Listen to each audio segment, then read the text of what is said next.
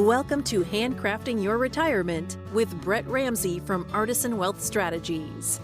In this podcast, we help retirees as well as those who are considering retirement overcome generic wealth management advice that limits your future.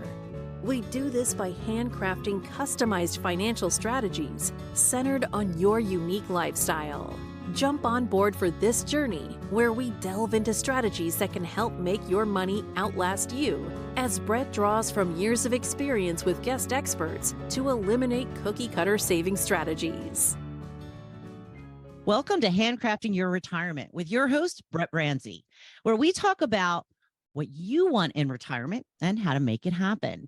I'm Wendy McConnell. Well, Brett, we're going to talk about something nobody wants to talk about today, or something everybody wants to talk about today, depending on, how you look at it. But taxes? Yeah, taxes make people nervous, right? So today we're going to talk about how to get a little less nervous. And, I always like to start each one of these episodes with a little bit of a story that I think people can relate to. So the other day I was taking we were going on vacation, and I had to, we were going on a cruise, and the possibility of, being out of the country, we needed to update our passports. So I don't know if anybody's ever tried to do this, but you have to actually schedule an appointment at the post office. So my wife had decided, since my son was home from school, that my job was to take him down and to help him renew his passport, which I thought was a very simple thing to prepare for. My jobs were to drive boy to post office, take picture, hand in forms. I thought that was it. When I got there, what I discovered was that we hadn't filled out the forms. We didn't have all the stuff that we needed. And when we did send it off, it was going to be like 3 months before we got it back. And the trip was only like in 4 weeks. So what I thought was something fairly simple, which I'm sure everybody's had these kind of situations in their life, turned out to be way more complex than I thought it was, because I wasn't really organized. I didn't really have all my stuff together correctly and prepared to get the thing completed. And so I really think what we're going to talk today about with our guest, Mark Crooks, is really one of his biggest challenges, is getting people organized so that they've got all their information together so that they can correctly complete and fill out their tax return. So that's why I've got Mark here, is to help us kind of understand and how to get organized in that regard. And so, Mark, why don't you just tell us a little bit about your journey into being a tax preparer and how you got to be where you are today? Thanks, Brett. I studied tax, accounting, and finance in college, and I was on the path of regular CPA path, and I had chosen corporate accounting as the direction I was going to take. And an opportunity came along to start my own business, and it was a sales business. And I started my first S Corp when I was 25 years old. And what I learned for the next 20 some odd years were the tricks of the trade, if you will. And I found out that there are certain tricks of the trade. And so I did my own taxes with my background. Unfortunately, I was an industry that I was not going to be able to stay in and retire from. So about 20 years, I transitioned to the tax business. The first thing I found out was, back to your point, is people had been conditioned to hurry up and get their taxes prepared because April 15th wasn't far away. Well, that conditioning has led to a lot of people rushing to get their taxes done before they have all the tax information. And for the last 20 years, I've helped individuals, small businesses, and some trusts get their taxes prepared in a more calm, organized way. Each year, I send each client a tax organizer, which helps them go through and prepare, like you said, to get all the documents that they're going to need to prepare their tax return, rather than doing it as fast as they can to be able to do it as thorough as they can. That way, we don't have a lot of mistakes and having to file amended returns. But you're absolutely right. My career has led to a belief that patience is a good thing when working with the IRS and preparing your taxes. Well, I appreciate that background, Mark, that you've experienced personally in owning and operating your own business, and that insight that you have from your experience, I think really helps your customers and our customers that work with you, as many of our existing clients are your clients as well. And we've really developed that trust in each other over the last several years to know that, key thing for our clients is exactly like you said, is they don't want to have to, what I call, do things twice. I was a big guy in my manufacturing days, as we always talked about, trying to make as few, what I call, errors to start with. It was much harder to rework and fix things after you'd already messed up than simply doing them right the first time. And in the woodworking analogy here, we always use it at Artisan Wealth, and when we're handcrafting things, is we like to measure twice and cut once. Right. So I think that's also an appropriate kind of thing. So when you're starting to work with individuals in particular, as opposed to business owners, what are some of the biggest challenges and hurdles you see for them in terms of just getting themselves organized and ready to start the tax preparation process? Well, the first thing is that there's a lot of myths, and the myths are, passed down from years of tax preparation. I still hear terms like the long form and the short form, and those haven't existed in years. But what's happened to the tax industry, or the IRS, especially since COVID, is they created no less than 4 new tax bills since COVID started. And that changes a lot of the rules about deductions, income, thresholds, and all of those things. So what we have to do is we have to look at each category within a tax return, like income, and realize that there are many different categories and types of income. You can have salaries and wages. You can have investment income. You can also have retirement income, Social Security, business, rental property, royalties. Each of those types of income have somewhat different taxing rules. And so you need to make sure in your planning, as you said, in the end of the year, prior to the first of next year, is that you plan for those income sources. And you have to make sure that you have plenty of withholdings or estimated taxes paid. And so we then work to the next area, which is deductions. Of course, we've changed that over the years as well. We no longer either itemize or not. We have what's called the standard deduction. And so you need to know what you did in years prior, and if this year you had extraordinary levels of medical spending, for example, or if you bought a home and paid a lot of points, those types of deductions would perhaps give you the opportunity to itemize on that particular year. So be prepared with those types of information. And the tax organizer that I send out to all the clients has very clear sections that they can go through and think about what happened throughout the year and collect those documents all in one place, like you said, at the passport office, to get it done at the same time rather than over a period of time. Have your documents all in one place before you present it to a tax preparer or before you sit down to prepare your own tax return. Well, Mark, I'm really glad that you talked about all of the different categories of income that you see when people are preparing their taxes. That's one of the biggest topics that we discuss with our clients in regards to thinking about how they're going to ultimately, we hate this word, but retire. And to us, retirement is simply a transition from that traditional full-time work to something that's less than that and allows you to kind of change your daily lifestyle. And in doing so, what we're finding is that so many of our clients have income in all those different categories. And those different categories of income, as you said so well, have different tax rules associated with them. And we've got to blend all those things together to help our clients find their optimal retirement income strategy. And that's why this topic is so important to me, because if we can't understand where the income sources are coming from and start to prepare for the different levels of income from each of those different sources, then we can't put your money in the right spot. So one of the big things that all my clients have seen is we talk about where and when.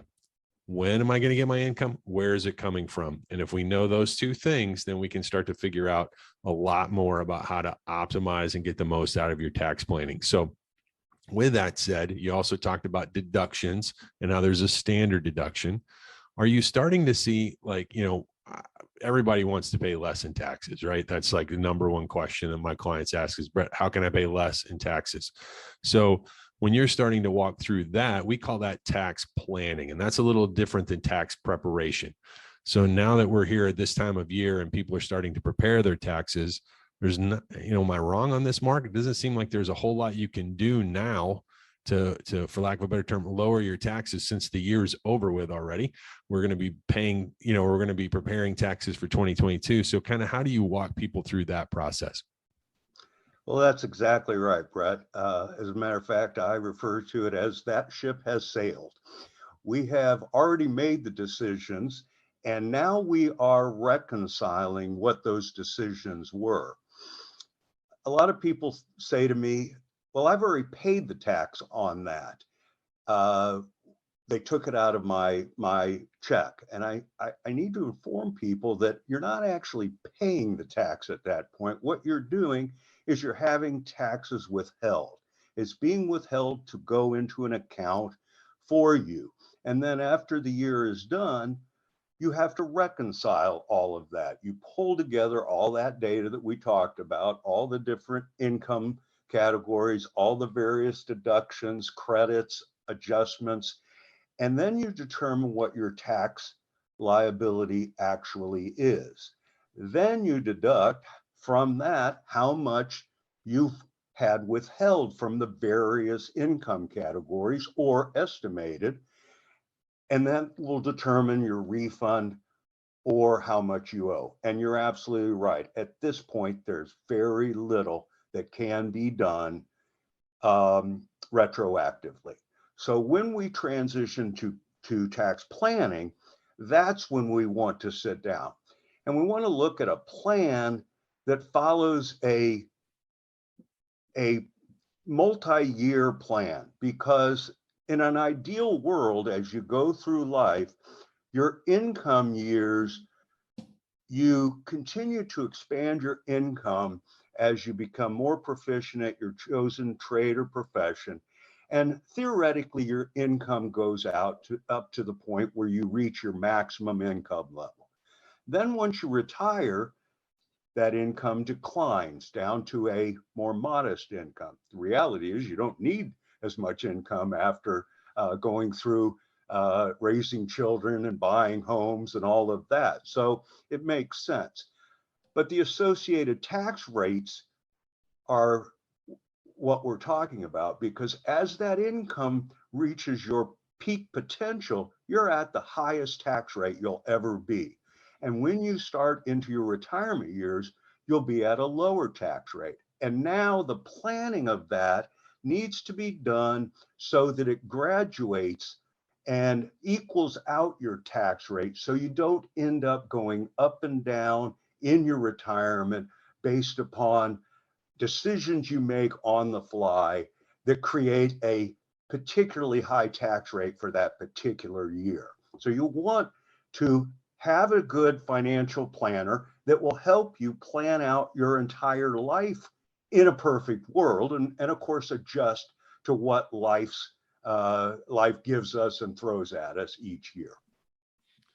Well, Mark, I'm really excited about that topic, because this ties to one of the other things that we've already talked about in our podcast is some of our clients have different types of accounts. Some of the accounts are what we call taxable accounts. Some are tax deferred accounts, and we can get into those details and those names a little bit more. But for our clients that have taxable accounts, they oftentimes are getting dividends, 1099, interest. They may have had a capital gain where they bought and sold some securities or something else. And that really frustrates them because that's exactly what you're talking about. That creates what I call that lumpy year where you might have a higher income than you normally would, which might move you up into a higher tax bracket or higher level of taxation on your income.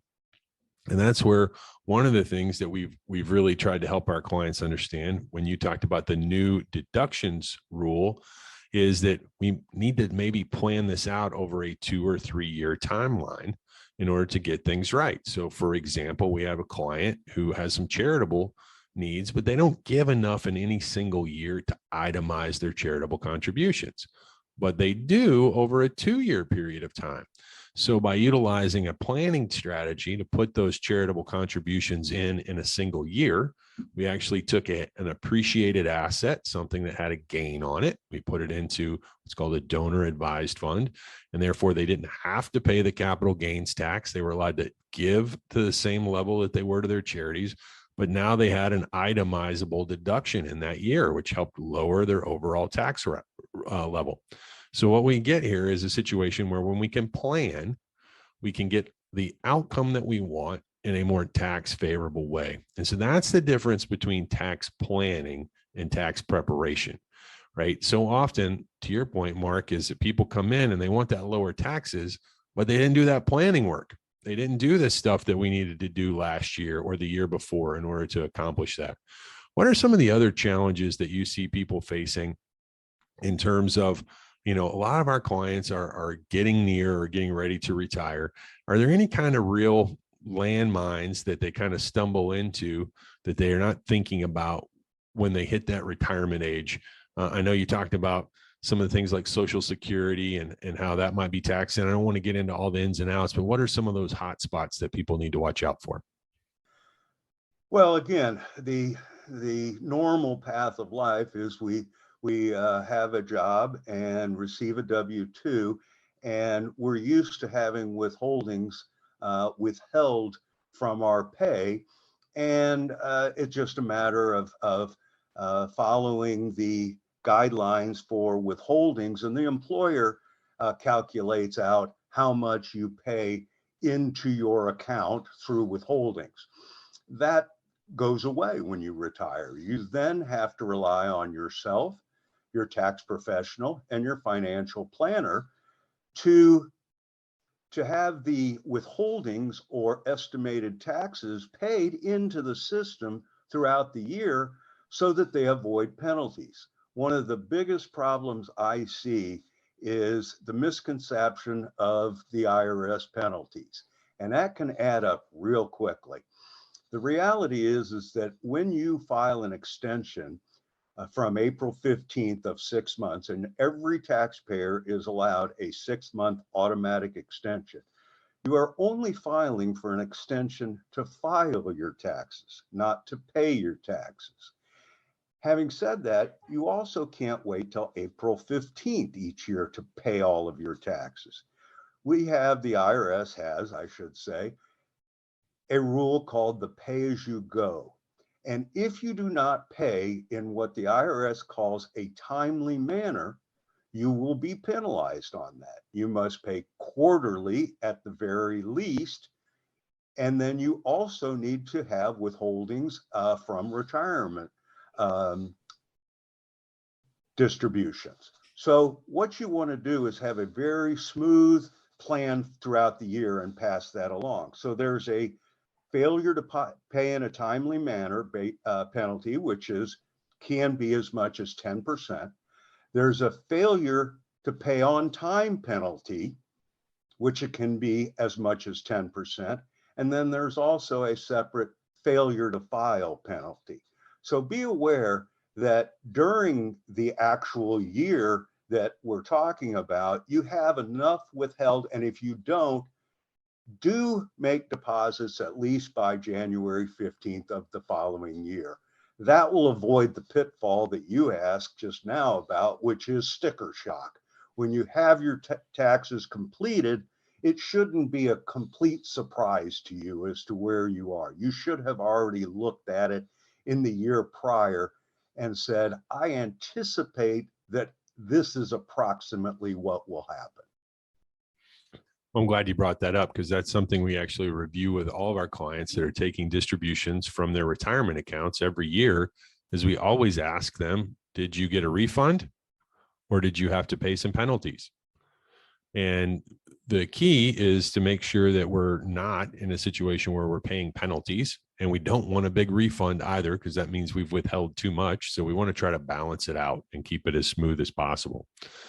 Now, one of the other things that you brought up there, I think, is why one of the things that we're working on really strongly here at Artisan is to help our clients figure out how to prepare better and plan better for their taxes. So in the fall, our clients will receive an opportunity to give us last year's tax return. We'll upload that tax return into our software that analyzes and looks for opportunities to optimize their tax situation relative to their income levels. And we won't get into all those different scenarios today. That'll probably be a different podcast down the road. But as a kind of the seed that we want to plant here is right now you're preparing taxes and you're getting them done and submitted to the IRS. We need to be planning for 2023's tax return during 2023. We typically like to do that late summer, early fall, so that if we need to make some changes, we have enough time to do that before the end of the year. And so that's kind of the call to action here for our listeners, is to make sure that you're not confusing these two things. Don't show up at Mark's door with a bunch of papers and say, hey, Mark, get me lower taxes. It's a little too late for that, right? Yeah, it is. And so what we need to be doing is working with Mark and Brett in advance for next year's returns so that we get the outcomes that we want. So those are kind of the key things that I want people to be thinking about today. Is right now is get organized, right? Get all of your papers pulled together. Use the kind of process that Mark's laid out here, where we get to document kind of these are the things you need to have before you go meet with your tax preparer. Because if not, you're going to get sent home, kind of like a kind of a bad report card at school. You got to take it home to mom and dad and bring it back and get it signed by the teacher, kind of a thing. But we don't want that. So we got to get organized before we go. If we don't have everything, don't go. Right? Make sure you've got everything. But then let's really start thinking about next year's return, which means this year's income, deductions, et cetera. Let's do that analysis. And that's one of the great opportunities that we offer here at Artisan, is that combination of not only the tax preparation, but the tax analysis, so that we can really be planning well and getting the most out of our tax situation. So those are the key things that we want our listeners to hear about today. That's right. And don't go back to the passport office until you have all your documents put together. Is that what you're saying, Brett? Still haven't gone back to that passport office yet, because that means I've got to fill out that form again that I didn't know how to fill out the first time. It asked me a lot of questions I wasn't prepared for. I thought it was already filled out. My wife said, you have an appointment. I thought I was done just showing up at the appointment. Men. Yeah, we're not very smart animals, Wendy. We know that, right? Your passport expert with you. It's like, I don't know why my wife ever sends me to the doctor with the children. It's just because there's that thing that you got to fill out when you sit down in there about the medical history. And I'm asking at one point in time, my children are older now, but I remember I had like my 4-year-old son, and I was like, have you ever had any of these things? He's like, yeah, I don't know, Dad. And I'm like, I don't either. I was like, I don't know what happens if I don't check the right boxes. And so that's why we got to have that history. That's one of the other things that Mark didn't bring up today, but he does a great job of laying out what's happened in the past and comparing it to the current year, so that you can look for the differences and seeing patterns and things that change. And that helps, I think, just as a reality check to make sure you're not doing something stupid. But really the key here is making sure that we're getting organized, but then let's start planning the outcome we want. Let's not act like taxes are something that's like a mystery. I loved it when Mark said it's not a myth. You know, there's all these false things. There's no magical tax fairy out there that's like, ooh, this is the rule today. I mean, when they change, they announce it. It's been annoying. As he said, there's been 4 major tax changes in like the last 4 years, which means he and his job and my job get a little bit more complicated because we got to learn about them. But once we know the rules, hell, let's just follow the rules correctly and make sure that we get the most juice out of this lemon we can, because we know the rules and we can use them appropriately. Like I said, I'm a big fan There's this phrase that is give unto Caesar's that which is Caesar's, but Caesar makes the rules. So once we know his rules, let's only give him the absolute minimum that we have to. Let's not give him any more. Well, it's interesting you bring it up in that way, because that's exactly the way that we look at it is whether you use financial planners or tax preparers, and specifically if you are clients of both Brett and I, use us as resources. We have the ability within our own areas of responsibility to be a great resource to you to get that planned out.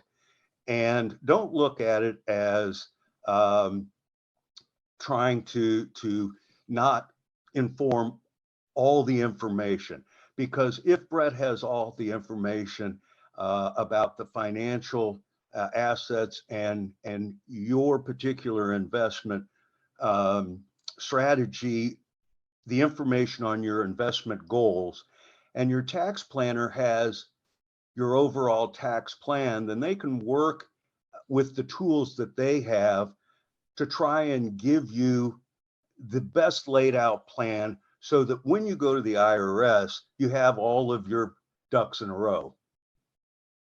Absolutely.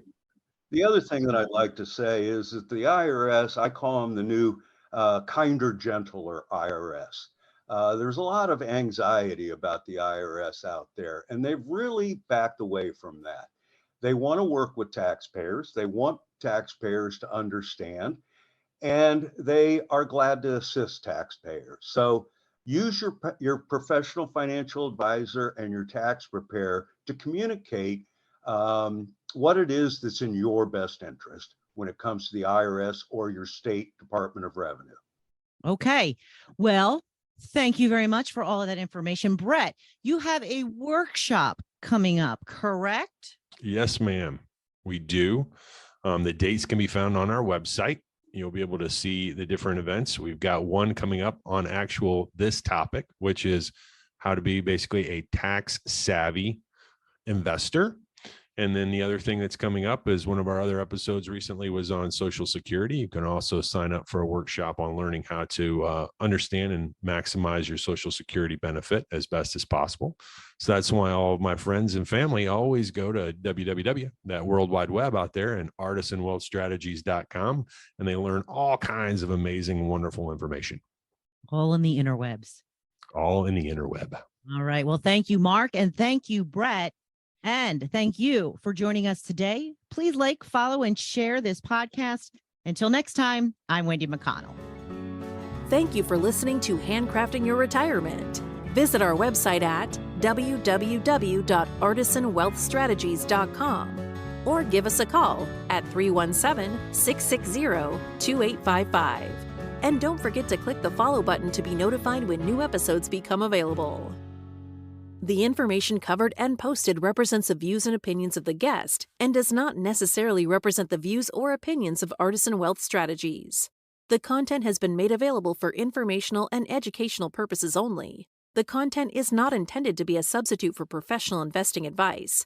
Always seek the advice of your financial advisor or other qualified financial service provider with any questions you may have regarding your investment planning. Securities and advisory services offered through LPL Financial, a registered investment advisor. Member FINRA, SIPC.